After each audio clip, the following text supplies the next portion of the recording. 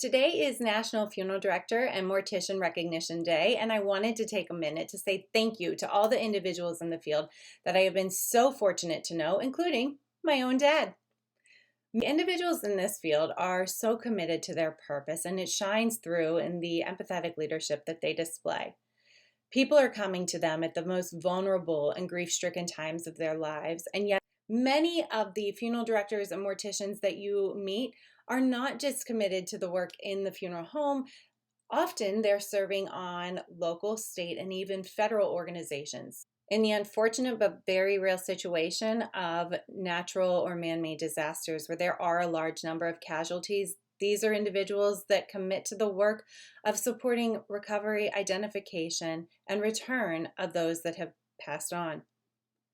And while much of the work they do is very tragic and it is heartbreaking, they know that this is the time to celebrate the individuals that are no longer physically with us.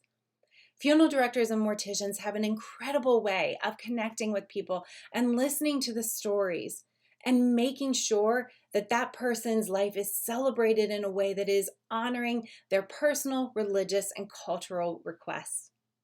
So the next time you meet a funeral director or anybody involved in the field, don't be so spooked by the myths and misunderstandings around the work they do. As the child of a funeral director who actually lived in a funeral home for the early years of my life, I can tell you it's not nearly as terrifying. No, I've never been haunted. No, I've never had anybody wake up in the times that I have supported the work. And no, funeral directors are not all monotone and very dry in their speak. In fact, they have an appreciation for life because they have seen the fragility of it.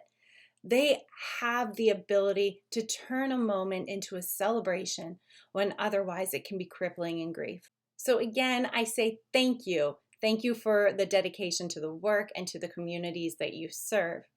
And if you've made it this far, do me a favor. My dad's not often on LinkedIn, but his birthday is coming up.